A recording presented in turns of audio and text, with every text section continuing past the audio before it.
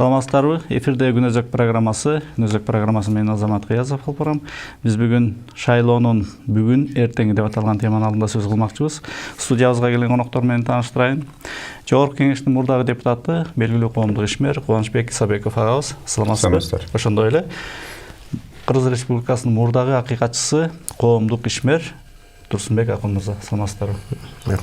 Урматтуу агалар, темабызда белгилүү болгондой бүгүнкү күндө азыркы учурда кызуу шайлоо жүрүп жатат.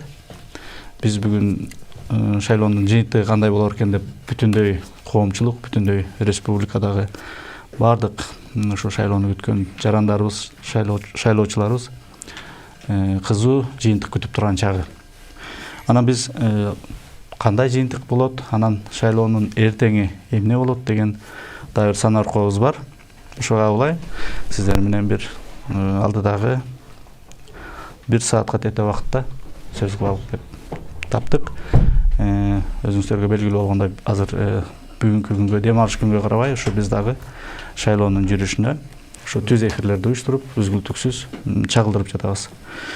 Анда эмесе сөздү Кубанычбек ага сизден баштай берсек,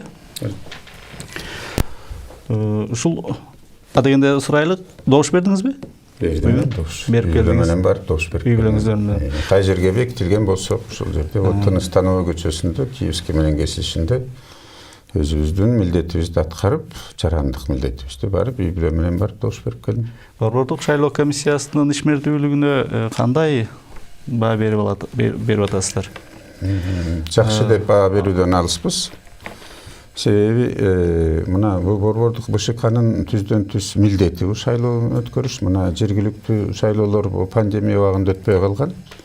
Анан ошол маалда эле мына жүздөгөн миң кишилер кошумча тизме форма 2 менен айылдардан шаарга ташып, шаардан айылдарга ташып атпады беле. Мына кечээ мурда күндө информациялар чыгып атат. Бир эле адам 41 жерден каттоодон өткөн. Анан аны жооп берип атышат, эми кыргыз эли көчмөн калк эмеспиз деп. Бир күндө 41 жерге көчүп турган бул кандай? Демек шайлоо комиссиясы дагы мындай реакция кылган жок да. Тиешелүү түрдөчү. Шайлоо комиссиясы бир 2 партияга бекер реклама түзүп берди. Башталышындачы. Бирөөнү соттон утулду, экинчисинде жогорку сотко да кайрылып койгон жок. Шайлоо комиссиясы деле ошол ар кайсы күчтөрдөн топтолгон, ар кайсы саясий күчтөрдөнчү. Бирок толук кандуу ишин аткара албай атат деп мен далилим бар. Мисалы, мына ошол эле урналар, булардын сертификациясы дагы 6 февраль 18-жылы бүткөн. Булардын гарантиясы жок урналар. Мына бүгүн президент, мамлекет башчы барып, добуш берейин десе, оң колун 5 манжасы менен басып көрдү. Чыкпай койду. Сол колун 5 манжасы менен басып көрдү, чыкпай койду. А Кыргызстанда мисалы кантип барып ремонт кылат? Төрага жогорку кеңештикин дагы алмаштыр деп айтып атышат, урнаны алып келе коюп башкасын депчи. Анан биздикилер ал жерде гарантиясында жазылып турат мына могу жерде. Бул деген Мирус Систем деген компаниядан алынып келген 2015-жылы. Швейцария мамлекетинин өкмөтү каржылаган муну. Тендерден өткөн, ушул Южный Кореянын, Түштүк Кореянын компаниясы. Анан ал жерде жазылып турат. Мисалы өзүн өзү билип, кыргыз жак ар бир деталдарын же башка мамлекеттикин алмаштырып, же коюп ремонттогонго болбойт. Тиешелүү жерлерде сакталыш керек, муздакта эмес, ным же уудуу жерде эмес. Анан ичинде деталдарды алмаштыра турган болсо только заводдо макулдук алыш керек. Гарантийный срогу октябрь 19-жылы бүткөн экен. Эми азыр бүгүн мына интернетти карасаңар көп жерлерде ушундай чыр-чатактар чыгып кетип атат. Именно ушул шайлоо урналарынын жакшы иштебей аткандыгынан болуп атат да. Кандайча бул президентке барып 4 айымы доклад кылып атты эле. Өткөн жылы жогорку кеңеш бюджетин бекитип туруп, акча бөлгөн. Бул шайлоону өткөрүү боюнчачы. Анан президенттик шайлоодо өткөн ушул урналар менен, ушул система менен, жергиликтүү шайлоодо өткөн, мурунку азыркы бүгүнкү күндөгү жогорку кеңештин шайлоосу өткөн, мөөнөтү бүткөн аппараттар менен кандай келип бүгүн шайлоо өткөрүп атабыз?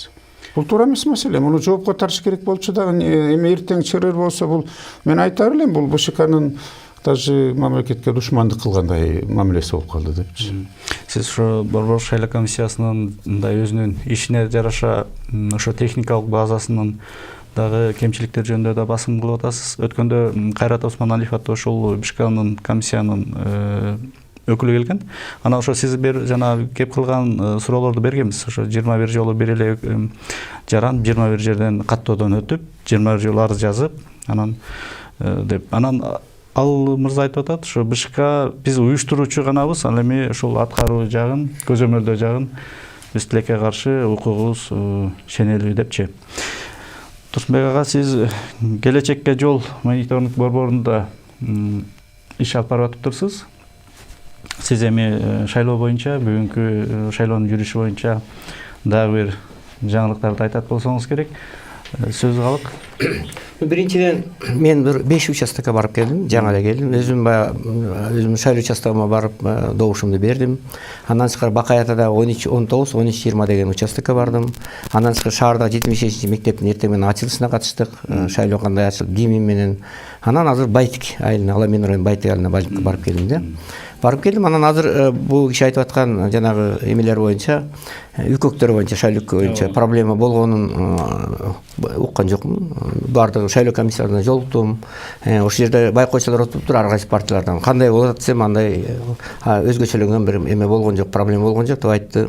Андан тышкары бирок 2019га шайлоо участогуна барсак, сбой болуп калыптыр. Сбой болуп, жана берибиз аппарат сбой болуп, бир 20-30 минуттун ичинде ошондой шайлоо болбой аткан эме бүт шайлоочулар бар туруп калыптыр да. Күтүп турушат. Анан ал жерде Бөтөнбаев деген жигит бар экен, Мирлан деген. Анан Манапаева Айнаш деген кыз бар экен, ошо экөө тең. Анан алар айтат, быйылкы шайлоонун өзгөчөлүгү дейт, ошо жаштар көп келип атат дейт. Мурда мындай келчү эмес дейт. Баягы караган адамдар көп, жаштар аябагандай, эми ал жерде очередь аябагандай турат. Мен таң калып келдим өзү.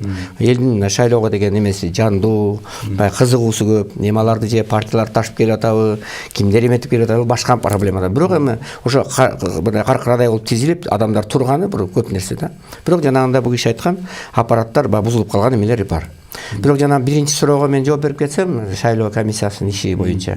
Мен ойлойм, жанагы кошулам Кубанычбек мырзага, жанагы бүтүн Кыргызстан боюнча, Кыргызстан партиялары боюнча ушу шашып кетип, элдин мындайча айтканда басым менен ошондой чечимдерди кабыл албайт. Аны мына кайрадан сот анын калыбына келтирип койду да. Бирок жалпы жонунан алганда, борбордук шайлоо комиссиясындагы бир эле жактуу мындай туура эмес иш кылып атат дебейли, алардын да көп жакшы, көп иштер жакшы, уюштуруш иштери оор да, татаал да. Мына ушунун баарын ушунча участоктон уюштуруш, жанагынын баарын окутуш, тиешелүү чечимдердин баарын кабыл алды, убагында болуп атат. Мына жанагы эки партия мушташканда экөөнүн биримдик менен Мекен мырзадан экөөнүн тең талапкерлерин алып коюшту, тиешелүү чараларды көрүп атат. Ушундай бар. Эми бирок кемчилиги жок, нерсе жок. Кемчиликтерди кетирип атат, бирок жакшы иштерин да айтпай койсок боло албайт да, калыстык болбой калат да. Укуктук ченемдик жактарынан кандай мүмкүнчүлүктөрдү кеңейтсе деп мен ойлойм, бирок шайлоо комиссиясына да мына мисалы мурдатан эле мүчө болгондор дагы эле мүчө болуп калды да. Ошо Атамбаевдин убагында мүчө болгон шайлоо комиссиясынын мүчөлөрү азыр дагы эле ошол жакта калып атат да. Эми мындай жогорку кеңештерин да шайлаш керек, президент аппаратына шайлаш керек, коомдук уюмдардан келиш керек. Мисалы коомдук уюмдардан азыр келген жок. Мына бул киши да мыйзамды жакшы билет.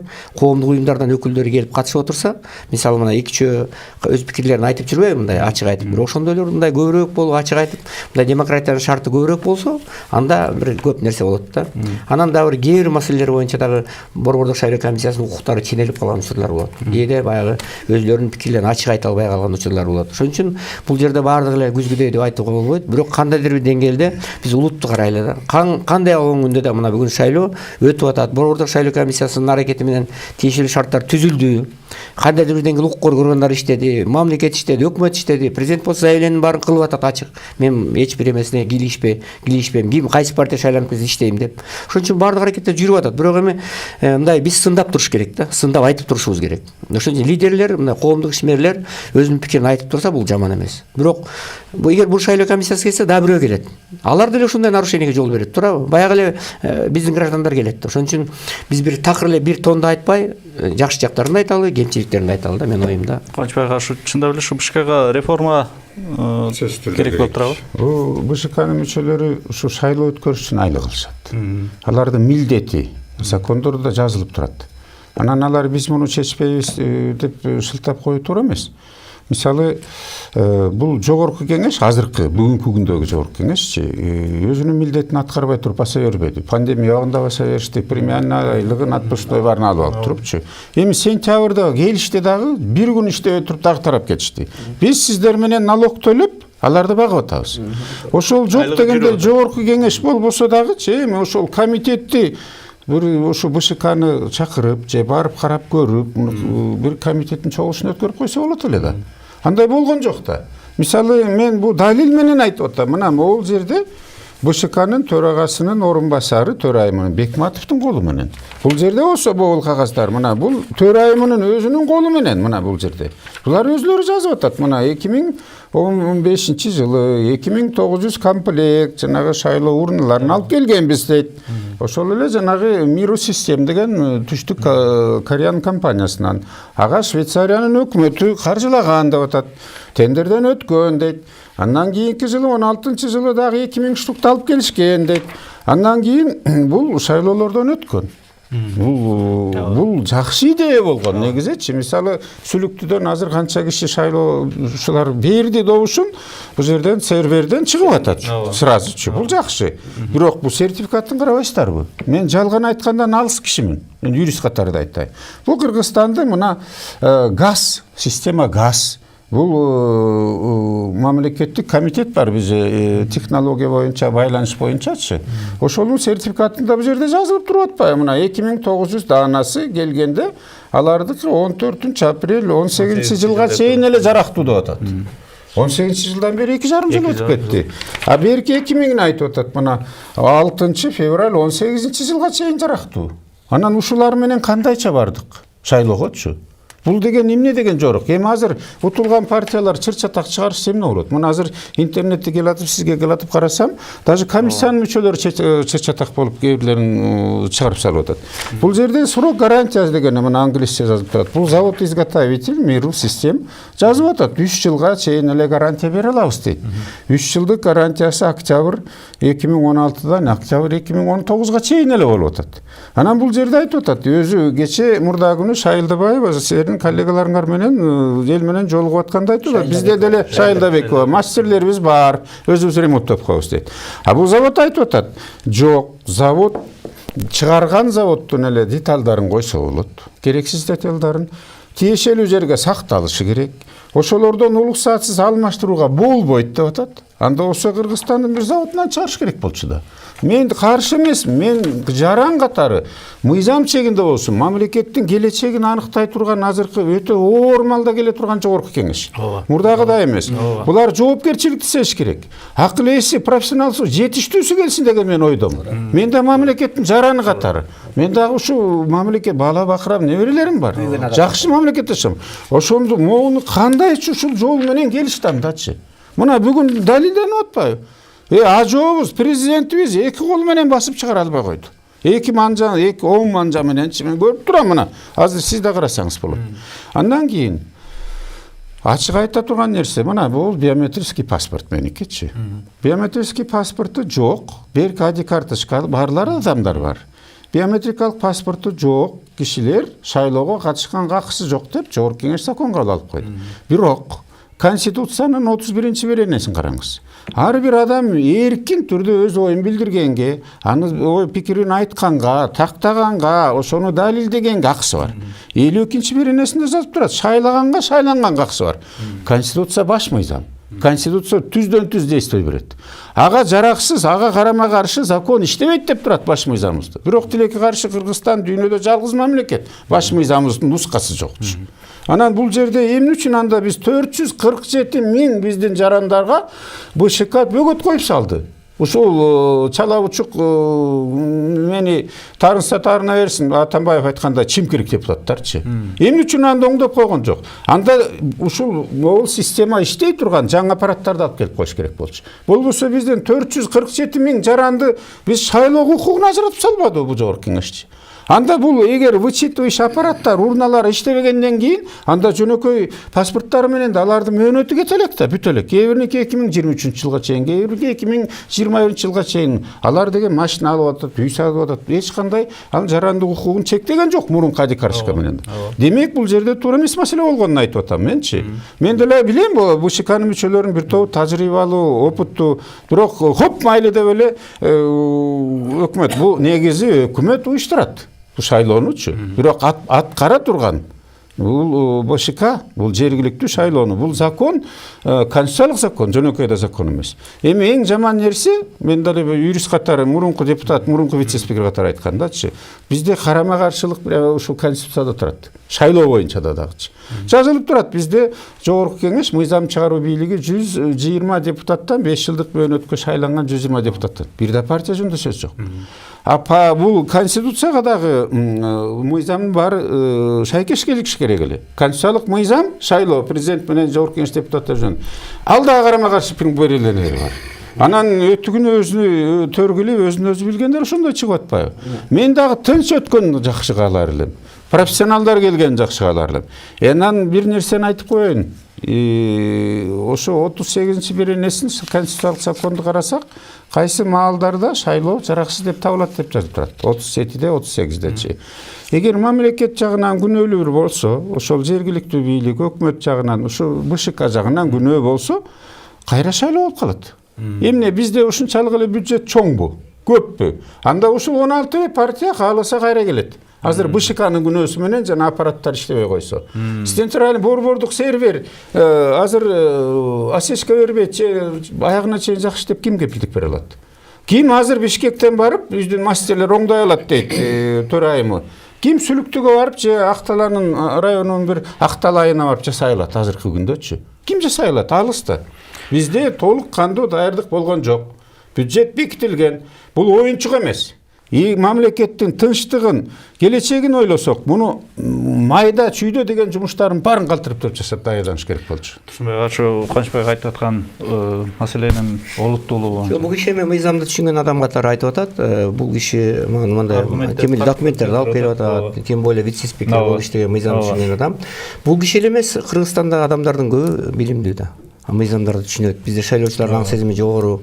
Анан ошон үчүн борбордук шайлоо комиссиясы мындай техникалык суроолордун баарына түшүндүрмө берип коюш керек. Анткени все равно бул маселе коюлат.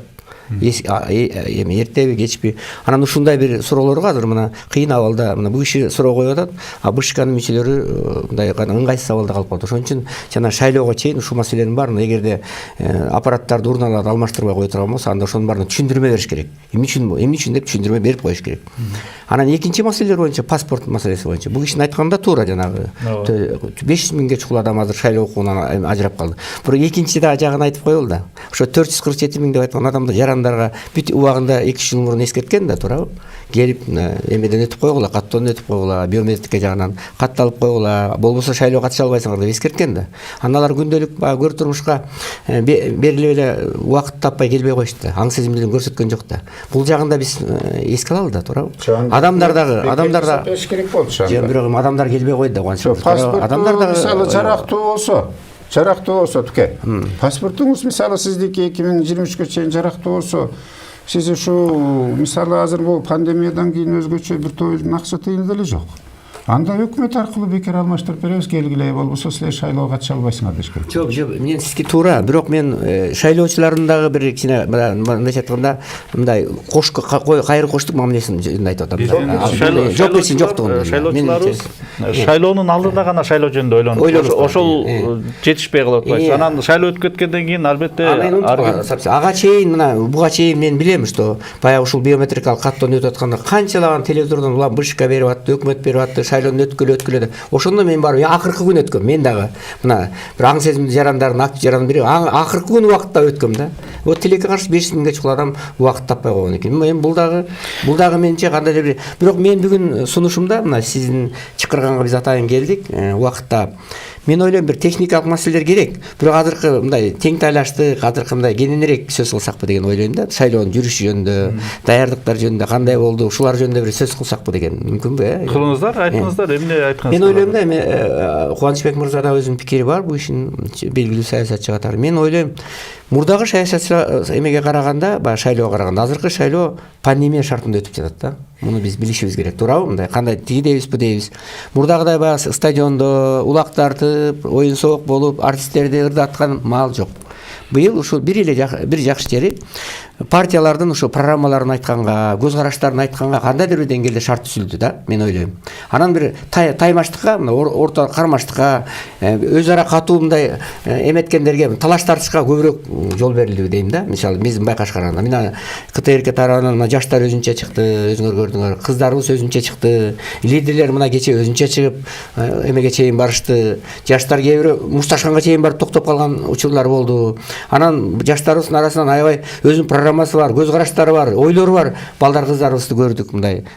Азыркы келе турган парламент мурдагыдан начар болот деп айтты эле элдер. Алардын программасын уккандан кийин азыр башкача көз карашта болуп калышты. Мисалы ошол эле ар түрдүү оппозициялык көз карашта партиялардын ичинен дагы, бийликти ыктагандардын ичинен дагы түрдүү инсандар чыгып атат. Мына президент кече айтты, эгерде шайлоо бүтүп ошолор кээ бир өтпөй кала турган болсо, мен ошону кызматка тартайын деген сөздөрүн айтты кече мындай билдирүүсүндө. Ошон үчүн мен ушундай шарттар түзүлдү. Анан дагы бир нерсе, мына бул киши жакшы билет, мына сиз дагы жакшы билесиз, мына мурдагы шайлоо убагында партиялар Атамбаев дагы, Бакиев дагы бир партиянын жетекчиси алышчу дагы дайыма ошо кысымы, басымы сезилип турчу да. Азыр эми Сооронбай Шарипович бир да партияга мен тиешем жок, бийик туруп андай деңгээлде. Мен кайсы партия болсо иштешем, кимис жайлы иштешем, ошолор менен мен парламент менен эсептешем деген деп бир партияга жан тартканын мындай ачык көргөн жокпуз. Чынын айтыш керек. Мен оюмда. Анда эмне үчүн бийликтин партиясы деген сөз жүрүп атат? Мен бийликтин партиясы дегендер ошо жанагы 3-4 партияны айтып жүрөт го, ошол партиянын талапкерлеринин сабатсыздыгынан келип чыгып атат. Мына кече бир талапкер чыгып айтат, биз өтүп кеткенден кийин да бийлик менен бийликчил болуп, ошо бийликке кызмат кылабыз деген сөздү айтып атат. Мына ушуга окшогон кошоматчылардын аркасы менен мен ойлойм бийлик жаманат болуп атат деп ойлойм да. Мен баягы кошомат кылайын деген жокмун. Кубанычбек мырзанын ою бар. Бирок мен ошондой ойдо болуп атам да. Бирок азыр президенттин бир партияга же эки партияга жан тартып, бир ошолорго бир камчысын чаап, ошолорго бир жардам берип атканына мен такыр түк ишенбейм. Менин пикирим да бул эми. Мен оюм айтып коеюн. Негизи оппозиция деп элди бөлгөн туура эмес. Оппозиция дагы биздин жарандарчы. Оппозиция деген эми мамлекет көңтөрүлүп кетсин деген ою жок. Кем каршыны айтса аны оппозиция кылып атышат. Анан бул жерде азыркы чыгып аткан партиялар дагы экиге бөлүнүп калды. Позиционный партиялары, анан оппозициянын партиялары депчи. Бирок мен башканы айткым келет.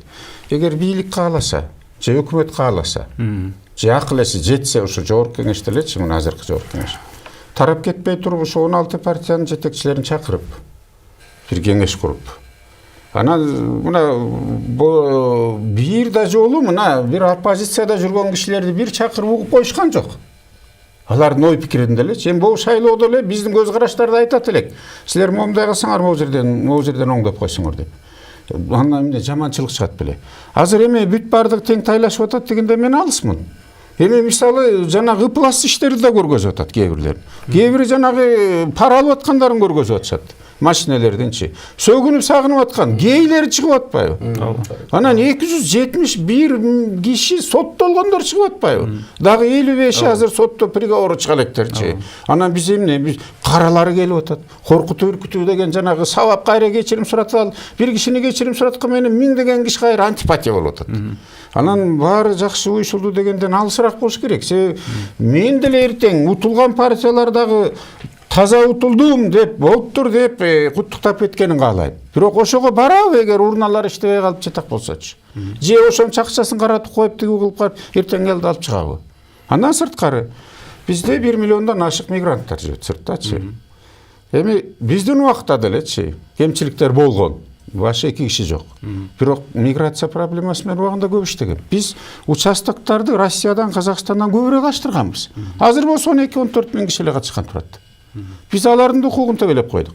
Эмне үчүн өкмөт же жогорку кеңеш төрагасы баш болуп турупчу жанагы теңдик мүмкүнчүлүктү беребиз десе, азыр мамлекет сырткы ички карызы күчөп кыйналып турган кез өкмөттүн казынасы чөнтөгү бош болуп турган кез, элдин казынасы дагы чөнтөгү да бош болуп турган кез, оорудан кийин. Бул дүйнөлүк проблемадан кийин. Анан өзгөчө 5 ел Кыргызстанга оор эле болду. Бул жердечи. Дары-дармек канча болду, канчасы өлүп кетти, канчасы Кыргызстан азыр жаман жагынан даже Орто Азия мамлекеттеринин ооруган жактарынан биринчи орунда баратабыз. 33 миллион калкы бар өзбектерден да 2 эсе көп баратабыз. Анан бул жерден ошо чакырып алып туруп, ай, силер эл журтту бөлбөй, улутта жердешчиликке бөлгөндөн көрө, давайте сен Паткенге завод кур.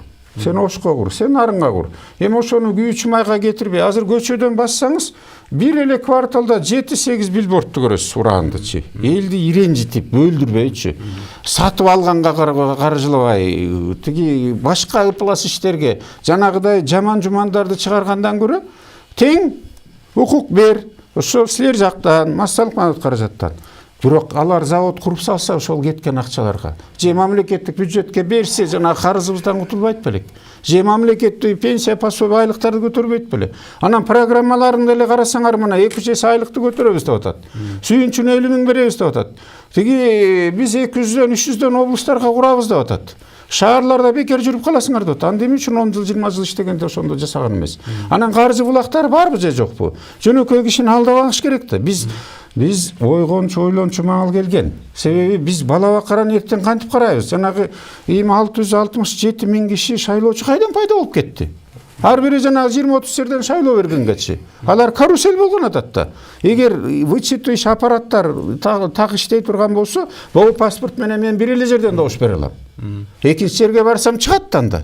Сен эмнеге келдиң бияка дейт да. Мени кармап туруп штраф салыш керек. А бул жерден акча кысат. Мен айтар элем, агайлар, эжейлер, мен да баарыбыз тарбияланганбыз. Ошо мугалимдерди мажбурлап, закондо жазылып турат, эл экинчи бересине. Мисалы бирөө мажбурлаганда акысы жок. Мамлекет дагы мажбурлаганда акысы жок. Ал адамдычы. Ошонун баасын 2 миңге баалап биздин жарандычы. Сени унижать этип анычы. Ал акчалар деген уурдалган, жир акчалар. Ал коррупция менен болбосо жөнөкөй ишкана жанагыдай жөнөкөй кишилер анча акчаны таба албайт. Демек, ошол акчаны алып эмне 5 жыл жанын багалап ошол киши. Ага эжелер эртең ошо наристелерди, балдарды тазалыкка, тартиптүүлүккө, чындыкка кантип тарбиялайт? Биз ата-энелер балдарды эртең кантип тарбиялайбыз, ошон үчүн биз отчет беришибиз керек. Анан 5 жылда бир эле жолу тиги жарандарды эстеп атпайбызбы? Шайлоого келгенде. Ар бирибиз учетка алып, тууган урукту ортого салып, андан кийин келип тигиге бул жерде ишке берип коелук. Ой мейли, баягы озук иш болсо да байдын улу кызып сүйлөшүн болупчу. Жердешилик. Биздеги мамлекеттин деңгээлине, мамлекеттин келечегине ар бирибиз жооптубуз. Бар бийликти, өкмөттү, сыңгалардан мурун өзүбүздү да сурап коюшубуз керек.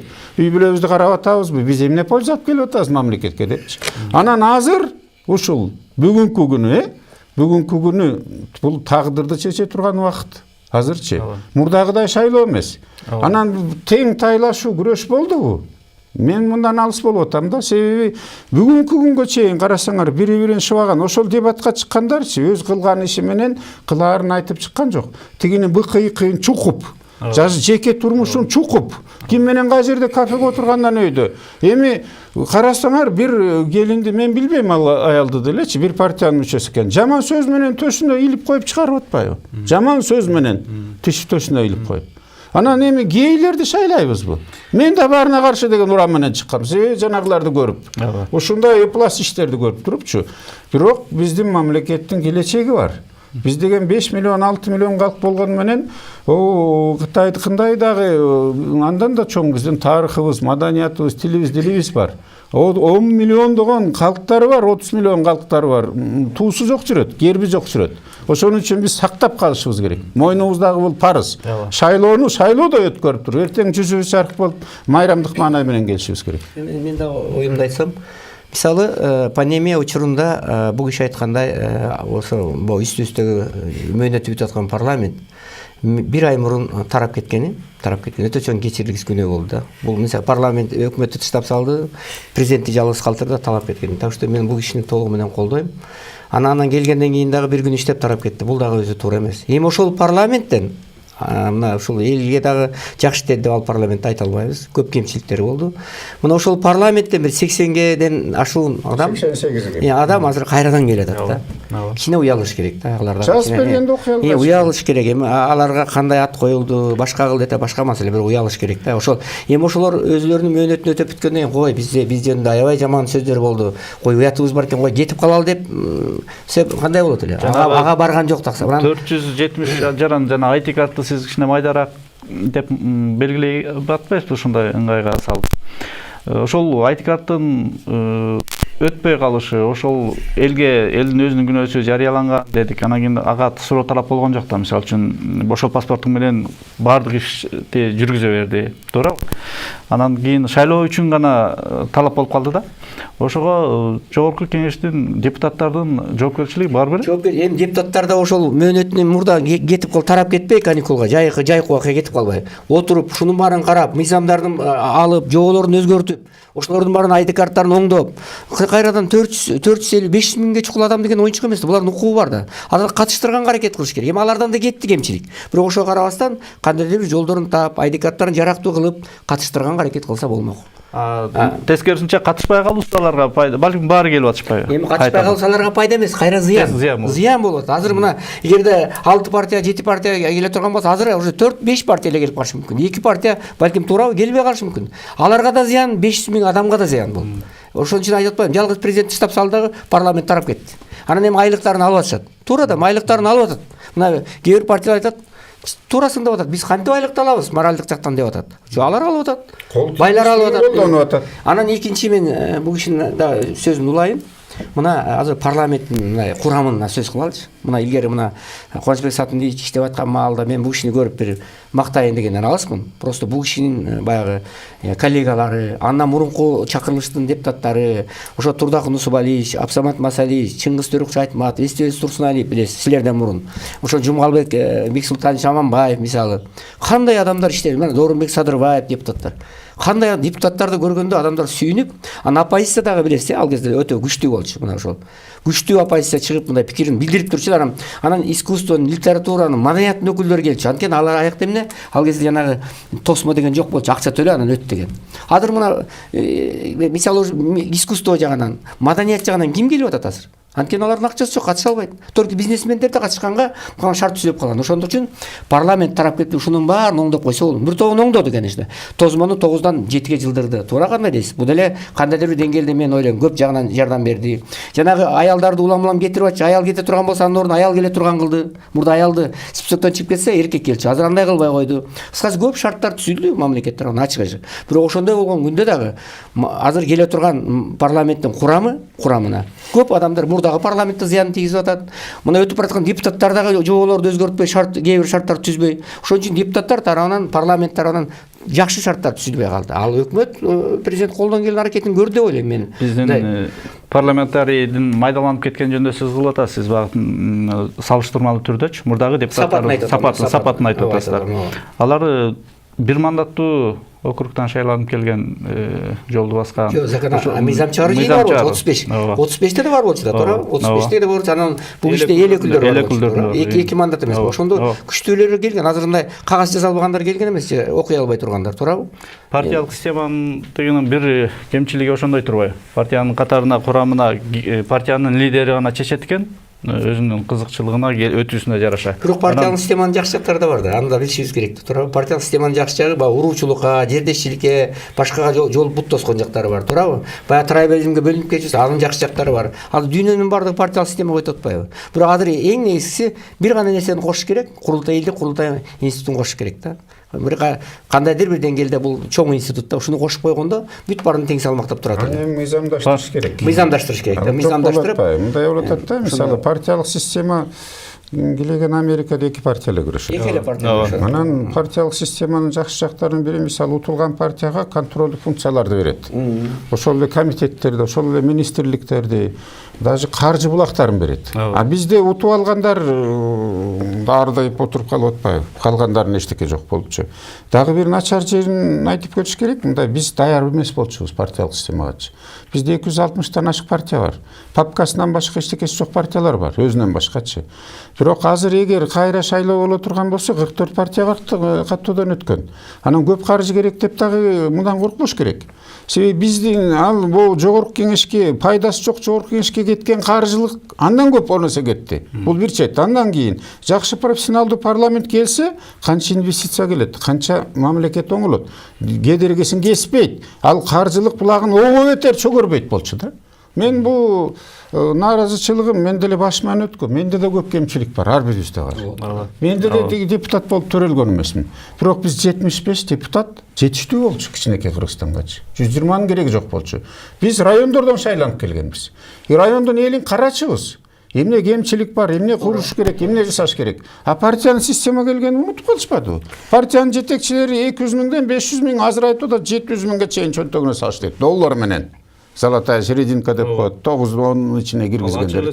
Ачык эле сөз болуп атат. А калгандарын сен баланча миңди бер, 200 миңди анан районуңду алып кел деп атат. Анан партиянын системаны карап да койгон жок да. Мисалы азыр делечи карасаңыздар, Талас облусунан бир райондон 4-5 депутат бар, калган 4 райондон жок. Мисалы мурунку 5-чакырылышта Кара Суу району деген эмне деген район? Элдин саны боюнча антиги нарындан да чоң, Таластан да чоң. Бир рай депутат болгон жок. Ал айда 16 депутат отурду. Бүгүнкү күндө эң оор райондордун бири Акталадан бир депутат жок. Түп районунан Ысык көлдөн бир депутат жок. Ушул туурабы мисалычы? Жергиликтүү элдин кызыкчылыгы да калып атпайбы? А жерге кайсы депутат барып туруп күнү түнү ушул жерден иштеп берди ушул жерден? Эмнеңер бар, эмне чечели деп. Да, депутат мамлекеттик деңгээлде жогорку кеңеш. Бирок ал деген төркүнүнө тартпастан шайланган жерин отчет берчи. Дагы бир жакшы жери ошол депутатты иштебей атса чакырып алуу механизми бар болчу. Азыр андай жок. Кайсы партияны чакырып алат? Эмнени чакырып алат? Азыр дагы азамат бир жакшы жери да. Партияларды депутат болуп шайланып келаткан талапкерлердин тартипке салуунун бир чоң жолу мына сессияга келип катышпай жүргөндөр болуп атпайбы? Мурда катышпай койсо кетирип калуу механизмдери бар болчу. Мына 3 жолу 4 жолу негизсиз келбесе ошону эметиш керек. Андан тышкары мыйзам чыгарбаган депутаттарды дагы тартипке тарта турган жерлер бар. Андан тышкары деген округтан эчтеке кылбаса, округдун эли чакыртып алчу илгери, туурабы? Азыр андай бир гана партиянын лидерлерине баш ийип атат да. Бул дагы өзү жакшы эмес. Анан туке бул жогорку кеңештин жетекчилиги да иштеш керек да. Мисалы мурунку чакырылышта канча фракция болсо ошончо төраганын орун басарлары отурду. Бир нерсе бар, элде түшүнүк бар. Төрага десе төрагага бүт баары баш эткен деп. Жок, депутаттарда ар биринин укугу бирдей. Биреде ой катардагы депутат деле модератор да турабы. Төрага деле ал спикер баягы алып барат да чогулушту. Бирок эми ал киши чыгарган буйругу бар, төраганын орун басары чыгара турган буйруктар бар, ар кимдин өзүнүн багыты боюнчачы. Анын буйруктарын төраганыкын орун басары аты менен кыла албайт, орун басарыныкын төрага аты менен кыла албайт. Жок кыла албайт. Муну только жогорку кеңештен тиги добуш менен жокко чыгарса болот. Анан орун басарлары жакшы иштесе деле буларды оңдоп койсо болот эле да. Мен деле бир топ төрагалар менен иштеп калдым. 4 жыл 8 ай иштедим мен, 2 жол чакырылыш болуп, 2 жол вице-спикер болгом. Бирок биз кем каршыны оңдоп койчубуз. Өзүбүздүн багытыбыз боюнча чачы башынан өйдө алдыртып тартипке салып койчубуз да. Азыр ким ошентип атат? Келбей калгандарын мен мисалы контролдук функцияда карачымында кайсы депутатка канча арыз муң келиптир, канча жолу жолугушууга барды, канча маселени чечти, анан канча бир сунуш пикир алып келди, закон долбоорлорун же токтом. Нөлдөр бар болчу. Андан мен чакырып алып сүйлөшчүбүз. Сен аткар. Азыр ким ошондо анализ кылып атат? Жок болуп атпайбы? Элдин бу бийликке берген кетип аткан ишеними ушул жогорку кеңеш акыркы убактарда жокко чыгарып салбадыбы? Элдин ажырымы азыр бийлик менен ажырымы бүгүнкү күндө аябай оор болуп турган маселе. Улуу менен кичүүнүн ажырымы кетти азырчы. Тиги бай менен кедейдин ажырымы кетти. Анан бул жерде чыдабастык, бизде мойнубузга алышыбыз керек. Бул жерде кыргыздар отурабыз. Кыргыз деп жүрөгүбүз согот баарыбыздыкы. Бирок бизде пейил бузулду. Ниет төмөндөдү. Ыйман кетип турат азырчы. Анан азыркы келген жогорку кеңеш жоопкерчиликти алгалабы, жокпу? Мисалы ачык айтканда, мен юрист катары айтканда, президенттин укугу нөлгө бара азырчы. Премьер-министрдики көбүрөөк. Андан көп төраганыкы бар жогорку кеңештикичи.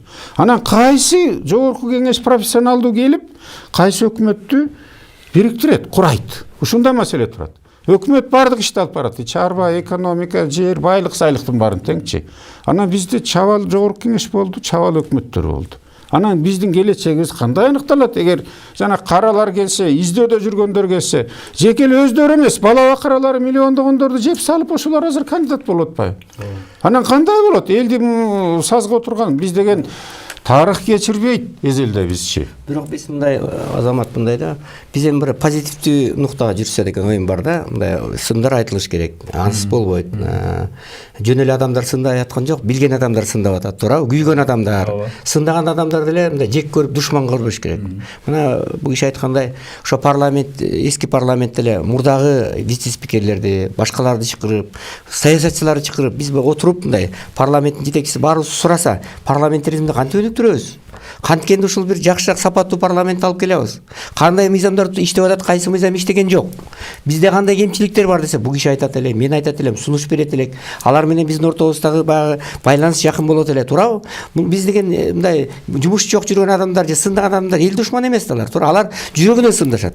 А чейин келип алып туруп кошомат кылгандар мына ошолордон коркуш керек да, сындагандардан коркпош керек.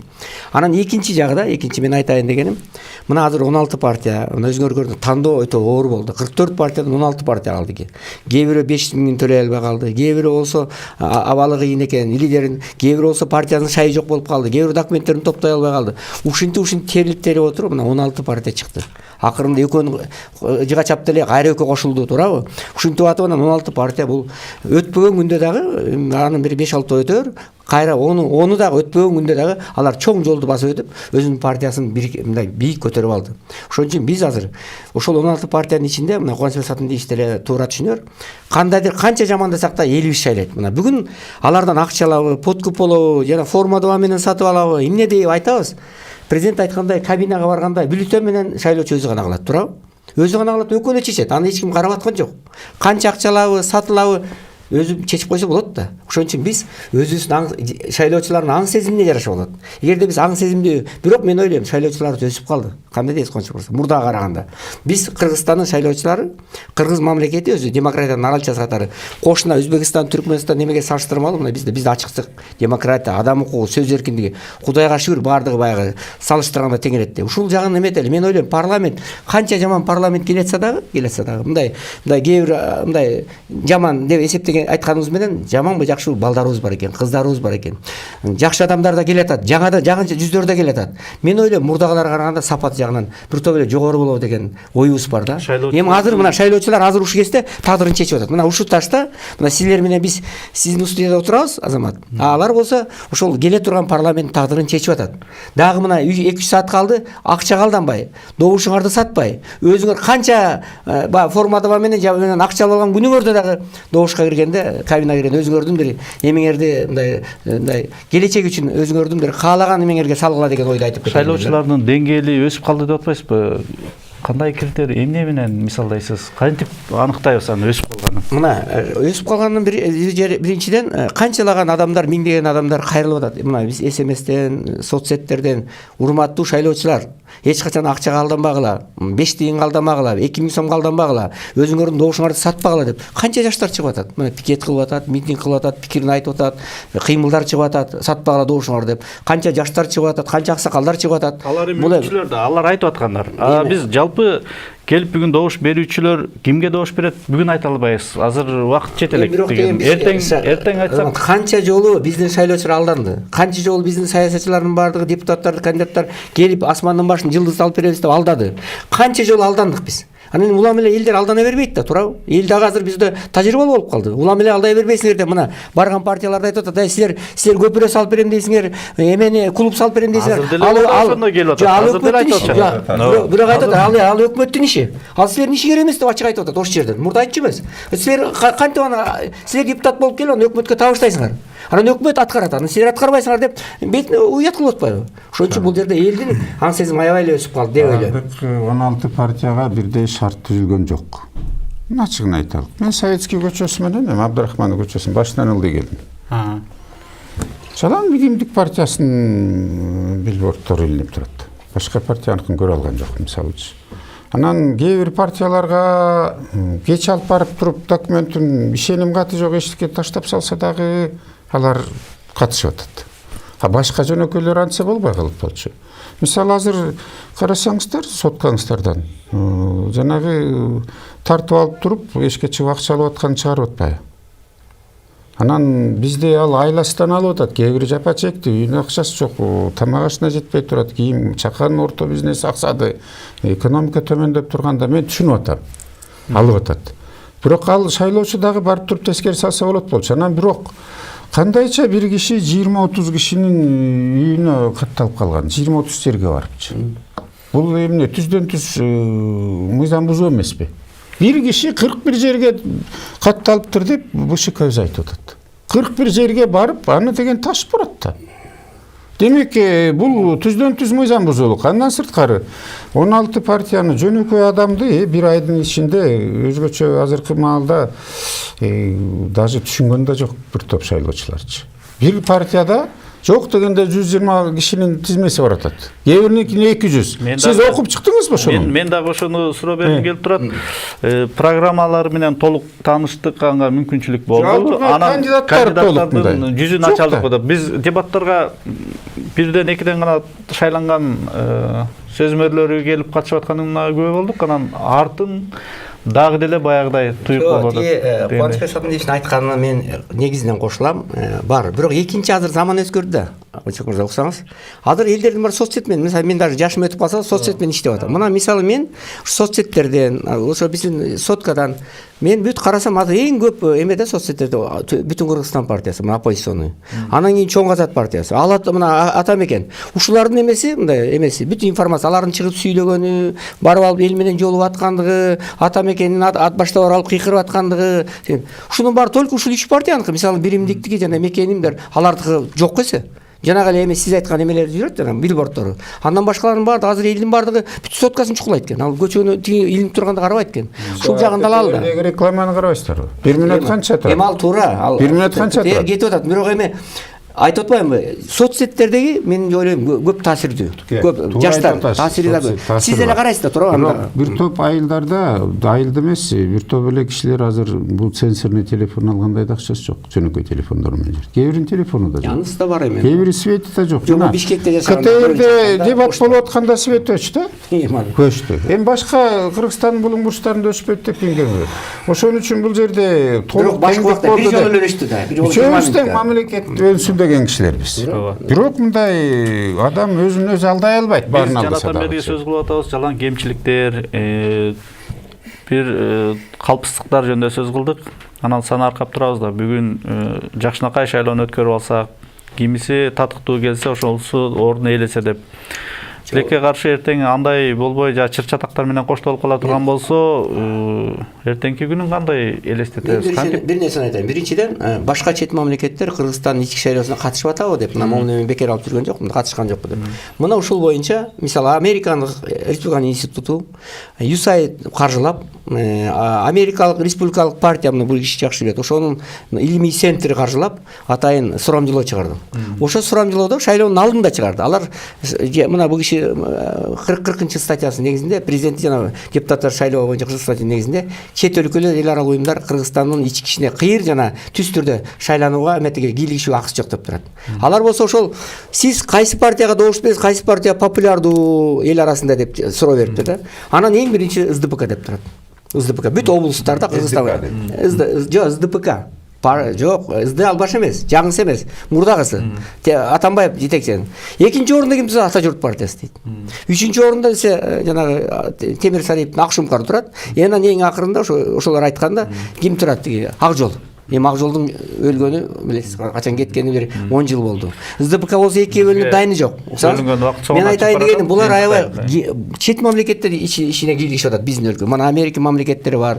Азыр мына кээ бир партиялар ушу мына бүгүнкү шайлоо өтпөй кала турган болсо, эртең чырчыгал деп турат. Мына биз Белоруссия кылалы, Светлана Тихановскийдин ролун бирөөбүз аткарабыз деген жаман ойлоолор бар. Ошон үчүн биз азыр бардык нерсени шайлоодо керек, бирок бардык нерседен мына бул киши айткандай өлкөбүздүн тынчтыгы, биз патриотпуз, биз күбөбүз. Өлкөбүздүн эгемендүүлүгүн сактап, чыр чыгарбай, тополоң кылбай, бир ишти бир өзүбүз бир акыл менен утулган партияларда ошого моюн сунуш керек. Уткандар утту, утпагандар моюн сунуш керек. Мен ойлойм да, эң нерсе мамлекеттүүлүгүбүз, эгемендүүлүгүбүз баарынан бийик болуш керек деп ойлойм. Менин оюмда. Таза мыйзам чегинде өтсө, утулгандар да эчтеке кылбайт. А эгер жанагыдай үчкө саламдык болсо, жол болсо, мисалы азыр жанагы урналар иштебей калса, бул негизги маселе. урначы. Урнаны анда чиповый кылбай жөнөкөй коюш керек болчу. Жол болсо жанагы эсептөө комиссиясын анда 16 партия ар бир өкүлүнөн коюш керек болчу. Болбосо наблюдательдер тетиякта отурат, беркилер кандай санаган ким билет. Анан эртең ушул чыр чыкса, утулган жак элди алып чыгып, бул жерде башаламандык болуп, кайра мародерство болуп тиги болгон кимге кереги бар? Мамлекет и так ушундай абалда тургандачы. Мен ошондон корком. Мен Кудайдан корком, анан элдин каарынан корком. Ошон үчүн биздин милдет, баарыбыздын милдет, бийликтин да милдети. Бул түз шайлоону өткөрүш. Анан ал 2-3 партия эмес, 5-6 партия, үчөө алдыда баратса, дагы аркасынан сүйрөп баратат. Бул ачык эле сөз.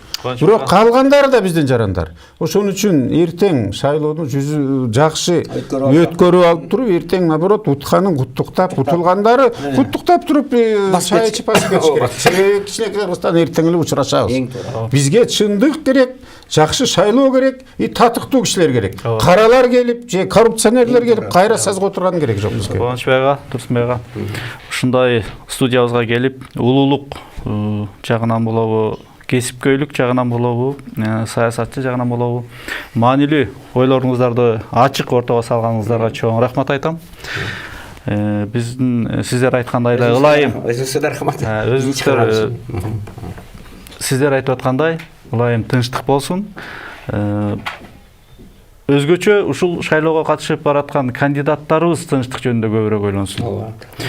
Урматтуу көрөрмандар, сиздер менен коштошобуз. Бизде Жогорку Кеңештин мурдагы депутаты, белгилүү коомдук ишмер Кубанычбек Исабеков агабыз менен Кыргыз Республикасынын мурдагы акыйкатчысы, белгилүү коомдук ишмер Турсунбек Акун агаларыбыз болушту. Саламатта калыңыздар.